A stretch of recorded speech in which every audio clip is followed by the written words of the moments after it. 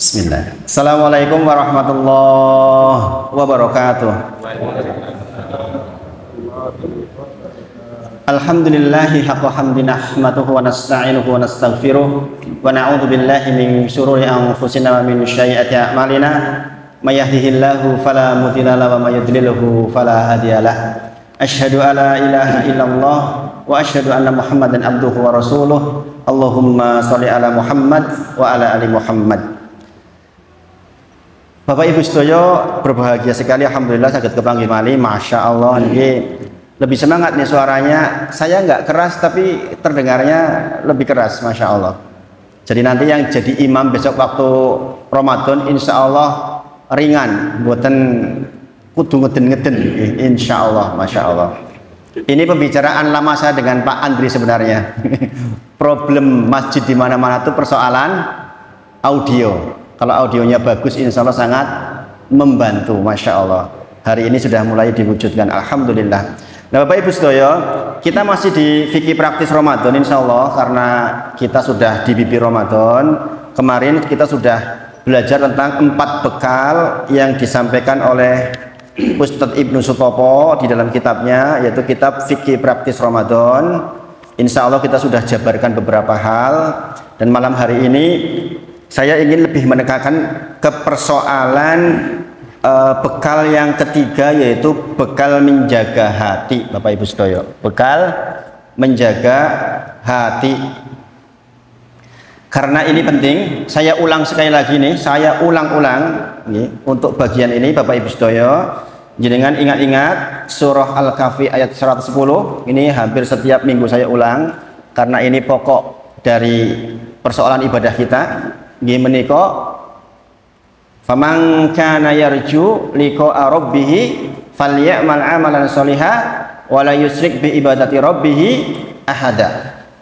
Barang siapa yang ingin bertemu dengan Robnya, berarti masuk surganya Allah, maka syaratnya 2, yaitu amal soleh dan tidak kondur membawa syirik.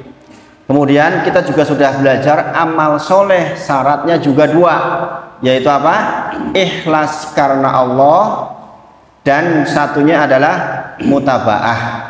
Sebagaimana saya gambarkan, kita semangat sekali sholat subuh 4 rakaat tidak diterima oleh Allah, bukan karena tidak ikhlas, tapi karena tidak sesuai dengan apa yang Rasulullah contohkan. Walaupun kita sedang sehat, aku sehat kok saiki sholat subuh petang rakaat tetap enggak diterima. Nah, Bapak Ibu sedaya, saya ingin menekankan di bagian ikhlas. Kita sudah pernah membahas 5 muhasabah terkait dengan ikhlas. Adakah di dalam diri kita ikhlas? Cirinya sudah disebutkan 5 hal. Mudah-mudahan masih diingat. Kalau lupa nanti buka videonya, insya Allah masih ada. Nah, mengapa saya bahas ini di ujung menjelang Ramadan? Karena kita tahu itu kendaraan kita, Bapak Ibu sedaya. Amal soleh menjadi syarat masuk surga. Syarat amal soleh diantaranya ikhlas. Maka Bapak Ibu sedaya, mempelajari babul ikhlas ketika masuk Ramadan itu urgennya luar biasa. Karena hampir seluruh ibadah yang kita lakukan di bulan puasa besok tidak akan ada artinya kecuali diliputi dengan ikhlas. Sangat dipahami Bapak Ibu sedaya? Kita kan akan memproduksi amal soleh. Gini apa nggih? Puasa amal soleh, sholat malam amal soleh, sedekah amal soleh, buka amal soleh, sahur amal soleh. Semua itu dikatakan menjadi amal soleh ketika diliputi dengan ikhlas, Bapak Ibu sedaya. Jadi itu semua nggak ada dikatakan amal soleh kecuali ikhlas. Sebagaimana saya sebutkan qaulnya Imam Syafi'i rahimahullah ta'ala ketika beliau menyampaikan halakan nasu kulluhum ila ulama. Semua manusia akan binasa kecuali orang yang berilmu. Wa halakal ulama kulluhum ila amilina. Semua orang yang berilmu pun akan hancur binasa kecuali orang yang mengamalkan ilmunya. wa halakal amiluna kulluhum. Demikian juga orang yang mengamalkan ilmunya seluruhnya binasa illa mukhlisin, kecuali yang ikhlas di dalam mengamalkan ilmunya itu. Dan Imam Syafi'i menutup, dan yang namanya ikhlas itu persoalan yang berat, Bapak Ibu sekalian. Maka kemarin kita sudah muhasabah 5 hal tentang kalau kita dikatakan ikhlas, setidaknya 5 hal itu harus ada di dalam diri kita. Taksi ingat buatan? Taksi ingat gih? Yang pertama apa kemarin? Kita di dalam keramaian maupun sendirian, kualitas ibadahnya minimal sama. Sholat dadi imam sama sholat dalung kiyo minimal podo. Jangan sholat jadi imam, saya jadi imam bisa panjang, giliran sholat dalu inna a'tainakal kautsar. Nah ini jadi masalah. Yang kedua kemarin apa? Adalah ketika kita masih mau menerima nasihat dan masukan. Ciri ikhlas, hati kita dirahmati Allah dengan mau menerima nasihat. Tidak mengatakan saya sudah yang paling bisa, saya S2, saya profesor, lantas harus ngapain saya harus dengerin. Itu berarti kita belum ikhlas. Yang ketiga kemarin apa? Tidak suka menonjol dan dipuji. Maka Pak Andri bagus mengajarkan kepada sesepuhan untuk bagaimana memberikan peran kepada yang muda-muda. Ini aplikasi dari ikhlas sebenarnya ini. Kadang-kadang kan gemes tuh orang tua, aku jadi ngerti nih yo bagaimana memberikan kesempatan kepada yang muda. Ini ciri ikhlas Bapak Ibu sedaya. Ini aplikasi ikhlas. Gimana kok kita tidak ingin menonjol dan ingin dipuji. Faktanya hari ini kita diajarkan untuk memang selalu terlihat, untuk menonjol dan dipuji. Kemana-mana harus ada fotonya, kemana-mana harus ada videonya. Gini apa nggih? Tetapi kita menjaga hati kita, mudah-mudahan tidak sedemikian. Tidak sedemikian. Yang keempat adalah masih mau muhasabah diri. Ciri muhasabah adalah tidak mengatakan sudah paling pinter, sudah paling bisa, sudah paling tua, sudah paling sepuh, paling. Nah, ini berarti kita tidak mau muhasabah dan itu ciri kehilangan ikhlas kita. Yang kelima, yang terakhir adalah ikhlas itu lebih suka dengan ibadah yang sifatnya rahasia. Maka setiap jajaran orang soleh itu pasti Bapak Ibu sedaya punya amalan rahasia pasti. Amalan yang hanya dia dengan Allah tok yang ngerti. Contoh, jenengan ngasih sedekah nggak ada yang tahu, cuman jenengan aja yang tahu dengan yang dikasih. Kadang-kadang yang dikasih pun nggak tahu. Itu ciri orang yang ikhlasnya sempurna, Bapak Ibu sedaya. Dan kemudian karakter ikhlas adalah dia selalu memproduksi kebaikan yang baru. Yang lewat sudah. Besok jenengan puasa hari itu sudah, nggak usah diengeling-eling. Memproduksi puasa berikutnya, memproduksi sedekah berikutnya, memproduksi kebaikan terus begitu, tidak ngeling-ngeling yang sudah lewat. Itu ciri ikhlas Bapak Ibu sedaya. Nah, Bapak Ibu sedaya, malam hari ini saya sedikit menyampaikan tentang antitesa dari ikhlas. Karena kita belajar ikhlas, maka kita harus tahu lawannya ikhlas itu apa. Para ulama menyebut lawan ikhlas adalah riya, Bapak Ibu sedaya. Nah, ini Bapak Ibu sedaya, ini penting buat jenengan perhatikan dengan kelembutan hati.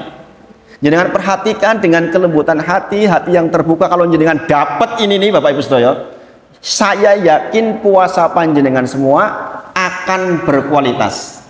Bayangkan Bapak Ibu sedaya, saya membuat catatan khusus tentang masalah riya ini, mengingat-ingat yang dulu gitu. Tentang bab riya ini.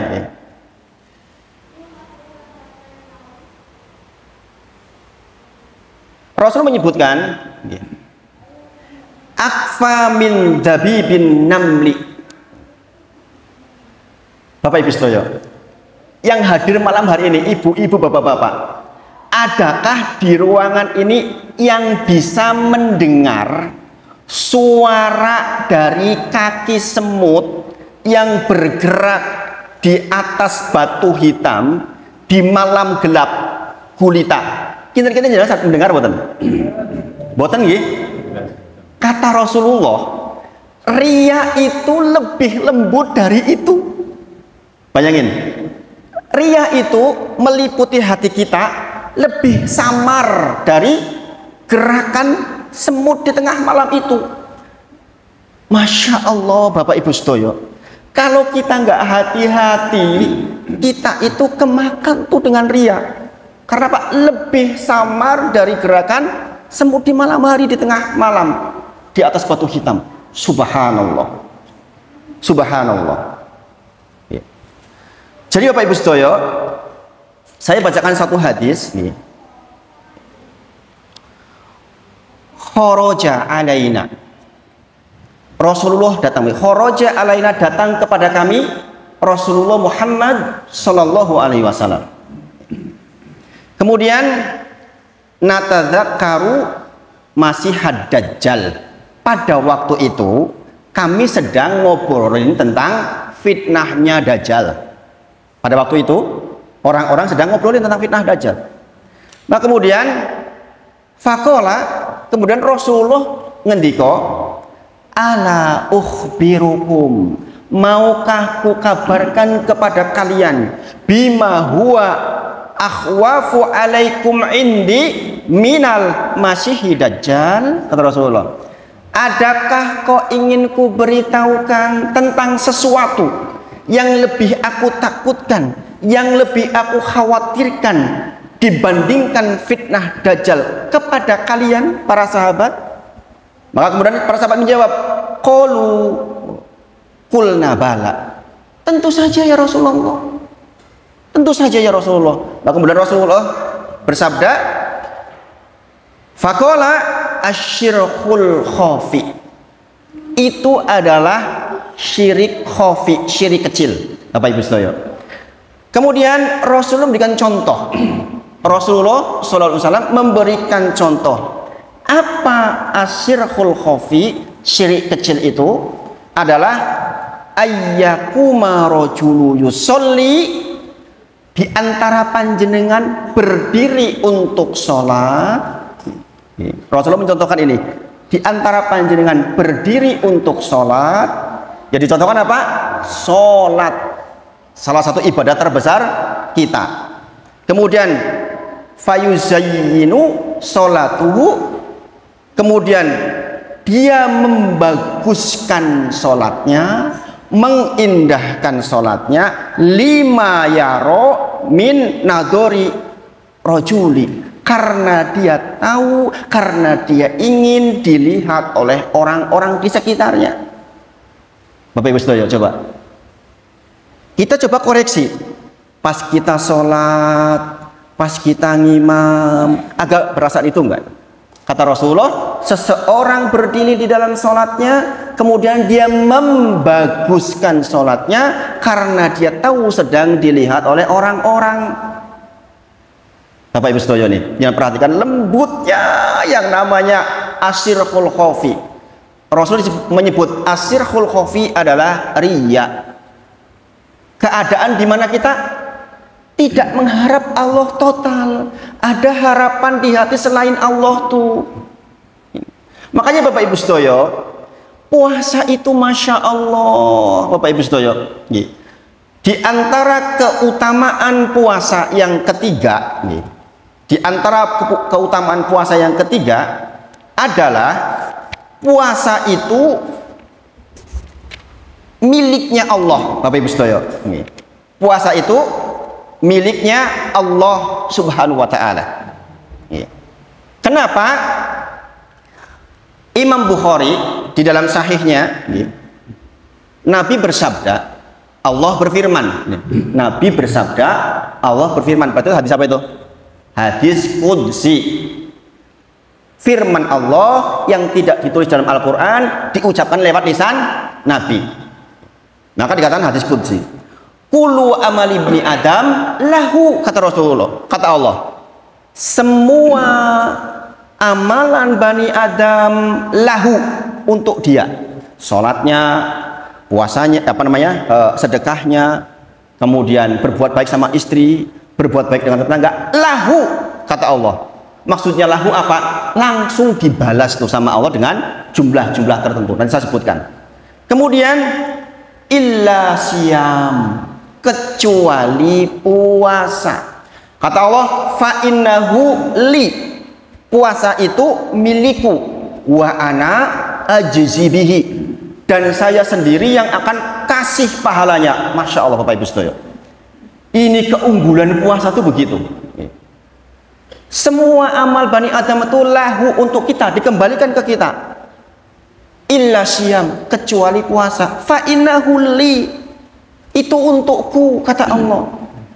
Wa ana ajzi bihi, saya sendiri yang akan kasih pahalanya. Dan ini seiring dengan surah Az-Zumar ayat ke-10. Surah Az-Zumar ayat ke-10, Allah berfirman, innama yuwaffassobiruna ajrohum bighairi hisab. Kata Allah, sungguh pahala sabar itu tanpa batas, ora dihisab, ra ditimbang teng mizan. Mizan boten menimbang yang namanya pahala sabar, karena pahalanya tanpa batas Bapak Ibu sedaya. Pertanyaannya sekarang, apa hubungannya dengan puasa? Puasa itu di dalamnya meliputi kesabaran yang 3 macam Bapak Ibu sedaya. Jenengan dulu sudah pernah belajar di sini tentang jenis-jenis sabar. Warna 3 nggih. Sabar tingkat pertama, sabar tingkatan tertinggi nggih menika sabar dalam apa? Sabar di dalam ketaatan. Jenengan sholat dalu niku jenengan sedang sabar di dalam taat. Wong ora salat wengi ora tangi ora apa-apa kok. Tapi jenengan memilih sabar untuk bangun di malam hari, jenengan mengambil air wudhu, jenengan sholat, jenengan tunduk menangis, kemudian berdoa untuk dirinya, istrinya, anak-anaknya, lingkungannya, pemimpinnya. Ya Allah, Masya Allah Bapak Ibu sedaya. Ingat-ingat Bapak Ibu sedaya, penting. Tentang mendoakan pemimpin Bapak Ibu sedaya penting ini. Makanya sering saya sampaikan, doakan diri sendiri, doakan istri, doakan anak, doakan lingkungan, doakan pemimpin. Sempatkan tuh di ujung malam. Masya Allah, kita sabar di dalam taat Bapak Ibu sedaya. Sabar yang kedua apa? Adalah sabar dalam menghindari maksiat. Contohnya adalah kisahnya Nabi Yusuf alaihissalam. Ketika Yusuf digoda oleh Zulaikha. Bayangkan Bapak Ibu sedaya, yang menggoda Zulaikha cantik luar biasa, wong sugih sisan, jabatannya tinggi, nggak remeh-temeh, di dalam kamar sudah dikunci, tempatnya jauh dari tempatnya Yusuf alaihissalam. Yusuf di Mesir, rumah aslinya di mana? Palestina. Kadang-kadang orang mau berbuat di lingkungannya sendiri malu, mau berzina naudzubillah, nek ketok tonggo isin, nek neng Jakarta, Australia, Amerika mungkin dia Allah adoh we tonggo kurang ngerti. Yusuf alaihissalam adoh di Mesir, sudah di ruangan yang menggoda seperti itu kondisinya. Dia memilih apa? Memilih sabar untuk tidak melakukan. Mengapa dikatakan memilih sabar? Allah menyebutkan sebenarnya Yusuf dan Zulaikha itu sudah sama-sama ingin Bapak Ibu sedaya, bukan nggak ingin Yusuf, Muhammad biha di dalam ayatnya. Yusuf pun sudah ingin sebenarnya, tetapi memilih bersabar. Saya pilih untuk meninggalkan. Ini sabar di dalam menghindari maksiat. Kita Bapak Ibu sedaya nggak usah Zulaikha yang goda, nggak usah petinggi yang kaya raya, nggak usah cantik. Rodo-rodo melisting sithik ae mbok penawa dhek, alah engko iso tobat. Gini apa nggih? Soalnya mau adoh. Masya Allah. Kemudian sabar ketiga adalah sabar di dalam penderitaan musibah. Itu sabar dengan tingkatan terendah. Mengapa? Lah yo wis cilaka arep kepiye meneh? Orang jatuh dari motor, arep ngamuk-ngamuk yo tetep kudu sabar. Makanya nggak ada pilihan. Pilihannya cuma sabar. Maka sabar di dalam musibah itu sabar dengan tingkatan paling rendah. Nah Bapak Ibu sedaya, puasa itu 3 sabar itu ada semua di waktu yang bersamaan, yaitu sabar dalam taat. Iya, kita harus taat, sholat tarawih, menjaga diri dari yang batal, kemudian sabar di dalam menghindari maksiat. Jelas Rasulullah bersabda, ruba so'imin laisa lahu min siyamihi ila ju'wal atos.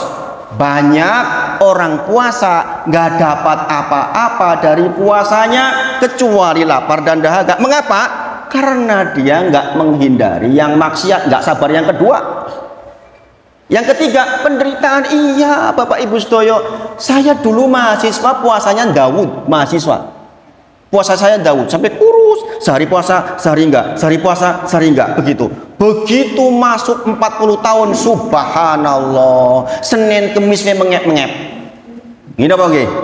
Saya meneh kok Daud. Makanya puasa terbaik umatnya Nabi Muhammad dicontohkan Rasulullah SAW adalah Senin Kemis terbaik. Nek kepeksonnya si kuat, arep tambah ayamul bid, sehingga 8 hari dalam 1 bulan. Jangan Daud. Kenapa? Beratnya luar biasa. Karena syariat Daud itu harus sampai mati sebenarnya. Begitu jenengan Daud, niatnya sampai meninggal dunia. Begitu umur 60 tahun, aduh beratnya Bapak Ibu Sedoyo. Saya ngerasain begitu umur 40 lewat itu, ya Allah puasa sunnah ya bote. Padahal mahasiswa dulu sehari puasa sehari tidak. Maka 3 sabar ini hadir di waktu yang bersamaan di dalam ibadah yang namanya puasa. Makanya Allah berfirman, fa innahu li, kata Allah, maka puasa itu li itu milikku, wa ana, dan saya ajzibihi, yang akan kasih pahalanya sendiri. Allah sendiri yang kasih pahalanya. Masya Allah, Masya Allah. Saya bersedih kemarin 2 hari yang lalu, Pak Basuki rahimahullah ta'ala, salah satu jamaah aktif di Masjid Gunung Sembu saya. Masya Allah, ini orang ahli salam. Sudah 89 tahun, wajahnya putih bagus. Kalau ketemu saya, assalamualaikum Ustadz. Kemarin terakhir Rabu itu masih ngobrol dengan saya, Ustadz, saya kemarin 2 minggu nggak berangkat berturut-turut karena kondisi nggak bagus. Sekarang saya alhamdulillah bisa berangkat. Dikabari 2 hari kemarin meninggal. Belum ketemu Ramadan.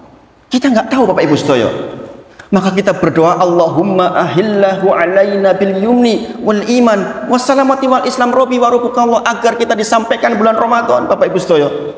Masya Allah, sebuah ibadah yang tak terbatas jumlah pahalanya, sebagaimana ada di dalam surah Az-Zumar ayat ke-10. Bapak Ibu Sedoyo, puasa menjadi dikatakan fa innahu li, kata Allah, menjadi milik Allah, karena puasa secara zatnya memang menutup pintu riya tadi yang saya sebutkan, menutup lawannya ikhlas. Bapak Ibu Sedoyo, jenengan kalau nggak ceritakan, orang lain nggak tahu jenengan puasa atau tidak. Gini apa nggih? Hambuk jenengan cerita puasa, orang nggak tahu. Jenengan pura-pura lemes banget padahal ngerokok, orang juga nggak tahu Bapak Ibu Sedoyo. Itulah mengapa Ibnul Qayyim rahimahullah ta'ala menyebut, inilah diantara alasan mengapa puasa dikatakan fa innahu, bahwa puasa itu li, milik Allah, wa ana ajizibihi. Masya Allah Bapak Ibu Sedoyo. Maka perhatikan betul kendaraan kita yang bernama ikhlas, yang lawannya adalah riya, agar itu benar-benar hilang betul tuh yang namanya riya di dalam seluruh peribadahan kita di bulan puasa. Betul-betul ikhlas karena Allah. Sekali lagi, faman kana yarju liqa'a rabbih, barang siapa yang sungguh-sungguh, yarju itu berarti tenanan pengen banget niku yarju dalam bahasa Arab. Sing sinten mawon pengen banget liko, bertemu rabbihi, robnya, yang artinya masuk surga. Tidaklah seseorang bertemu robnya kecuali di surga. Syaratnya 2, falyamal amalan solihah, maka dia harus beramal soleh, wala yusrik bi ibadati rabbih ahada, dan jangan meninggal membawa dosa syirik. Syarat amal soleh 2 lagi, yaitu ikhlas karena Allah dan sesuai contoh Nabi Muhammad Shallallahu Alaihi Wasallam. Lawannya dari ikhlas adalah riya, berarti kita harus memupuk betul yang namanya ikhlas dan menghindari betul yang namanya riya. Sementara riya Rasulullah sebutkan bahkan lebih samar dari gerakan semut di atas batu hitam di tengah malam gelap gulita. Kalau kita nggak teliti, ada tuh perasaan Allahu Akbar, saya begini dan begitu, subhanallah. Susah menghindarinya kalau kita nggak benar-benar ikhlas karena Allah, Bapak Ibu sedaya. Dan ini bekal yang penting. Itulah mengapa kemarin di kitab ini disebutkan bekal ketiga kita untuk puasa adalah menjaga hati. Menjaga hati. Ruba qaimin, kata Rasulullah, laisalahu min qiyamihi. Banyak orang yang sholat taraweh tidak dapat apa-apa dari sholat tarawehnya kecuali letih dan hanya semalaman suntuk tidak tidur, Bapak Ibu sedaya. Masya Allah. Mudah-mudahan kita terhindar dari yang sedemikian. Nah, Bapak Ibu sedaya, kemudian ilmu apa yang perlu kita pelajari? Sebagian sudah saya sebutkan mengenali Ramadan, ada 12 sebenarnya. Tadi yang dikatakan fa'innahu itu yang ketiga itu. Dari 12 keutamaan Ramadan. Baik, nanti bertahap insya Allah di sepanjang puasa saya 6 kali bertemu dengan panjenengan, saya sebutkan satu-satu insya Allah. Nah, malam hari ini saya coba mengingatkan panjenengan mumpung belum masuk Ramadan, bahwa mari kita benar-benar masuk Ramadan dengan ilmu. Contoh, Bapak Ibu sedaya, contoh. Ada orang rame-rame padusan. Itu ilmu atau perasaan? Ilmu atau perasaan? Yang jelas bukan ilmu. Kenapa? Yang namanya keramas mandi wajib itu bukan syarat, bukan rukun dari puasa. Kalau pakai perasaan seneng padusan, Bapak Ibu sedaya, saya menesing nom-nom campur aduk lenang wedok. Kalau pakai perasaan, makanya masuk Ramadan dengan ilmunya bagaimana? Dalam syariat, bolehkah laki-laki dan perempuan bergabung dalam satu tempat membuka aurat? Tidak boleh, itu ilmu. Gini apa ini maksud saya, kita masuk Ramadan dengan ilmu seperti ini maksudnya. Lakukan dengan basic ilmu. Rasulullah masuk waktu sholat subuh dalam kondisi masih junub.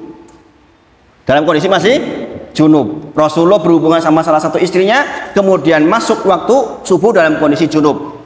Tetap puasa? No, boten? Tetap puasa. Karena junub itu bukan menjadi syarat untuk boleh atau tidak puasa, Bapak Ibu sedaya. Ini berarti kita masuk puasa dengan ilmu, Bapak Ibu sedaya. Jadi ada hal-hal yang kita harus pelajari detail dan di sini disebutkan satu-satu di kitab ini. Masya Allah. Nanti jenengan bisa pelajari. Kemudian sekali lagi, mari kita masuk ke puasa ini dengan ilmu. Contoh lagi. Seseorang bertanya kemarin, mudah-mudahan di sini juga sudah paham. Ustadz, saya itu kalau malam Ramadan pengen sholat malam banyak, rasanya kalau 11 kok nggak cukup. Sebagian mengatakan rasanya kalau 23 nggak cukup. Sebagian berpendapat rasanya 36 nggak cukup. Saya pengen 100, Ustadz. Ini ibu-ibu yang tanya ini. Apakah boleh? Teknisnya bagaimana? Gitu nggih. Maka ini penting Bapak Ibu sedaya. Rasulullah bersabda, "Man sholat ma'al imami kutibalahu sholal laila kullah," kata Rasulullah. Man barang siapa sholat ma'a bersama imam hatta sampai yansorif, sampai selesai, kutibalahu dicatatkan buatnya sholal laila kullah, sholat semalam suntuk. Hadis pertama, berarti jenengan kalaupun mau sholat malam tetap sholat bareng imam nganti rampung. Jangan jenengan baru 8 kemudian imam witir jenengan berhenti jenengan pulang. Maka jenengan tidak tertulis sebagai orang yang sholat semalam suntuk, Bapak Ibu sedaya. Lantas bagaimana kalau kita ingin sholat lagi tambahan? Nggak masalah, tanpa batas. Nanti malam jenengan wungu sholat terserah mau berapapun, tidak ditutup dengan witir lagi. Kenapa? Rasulullah bersabda, la witroni fil lail, tidak ada 2 witir dalam satu malam. Kenapa? Witir niku ganjil, telu nek tambah telu dadi genep, ora sida ganjil. Bagaimana dengan hadis yang mengatakan witir itu penutup, witir itu baiknya di ujung malam? Iya, hadis itu juga sahih. Hadis itu juga sahih. Kalau jenengan bisa melakukan itu baik. Tetapi pertanyaannya, apa ada imam yang ngimami jam segitu? Kalau ada nggak apa-apa. Oh, Masjid An-Nur tahun ini akan mengamalkan sholatnya jam 2 sampai menjelang subuh. Nggak apa-apa. Ini ngapa ya gelem? Sekarang pertanyaannya, ada yang bertanya gini. Kebetulan saya ceramah di seluruh masjid, termasuk Masjid Nahdlatul Ulama. Gimana Ustadz? Di Jogja itu kan banyak yang 11, sementara kami kebiasaannya 23. Saya bagaimana? Tetap ikut witir dulu. Karena dalilnya apa? Man sholat ma'al imami, barang siapa yang sholat bersama imam hatta sampai yansorif, sampai selesai, kutibalahu, dicatatkan buat dia sholat lailakulah. Bayangin Bapak Ibu sedoyo, koyo ton jenengan sholat semalam suntuk, kayak rugi banget nih jenengan kontrol dulu. Nah, ini masuk Ramadan dengan ilmu. Kalau dengan perasaan, loh witir kan penutup, masa tak tutup saiki, bar tutup berarti aku orang untuk sholat meneh. Nah, itu dengan perasaan Bapak Ibu sedoyo, dengan logika. Ilmu itu dalil. Qala Allah wa qala Rasulullah. Allah sabda pangandika napa, Rasulullah ngendika napa, itu namanya ilmu Bapak Ibu sedaya. Dan itu likuli muslim harus paham, setiap muslim. Nggih. Ngaten nggih. Saya kira itu mungkin kita tutup dengan kafaratul majelis. Subhanakallahumma wa bihamdika asyhadu alla ilaha illa anta astaghfiruka wa atubu ilaik. Wa akhiru da'wana alhamdulillahirabbil alamin. Assalamualaikum warahmatullahi wabarakatuh.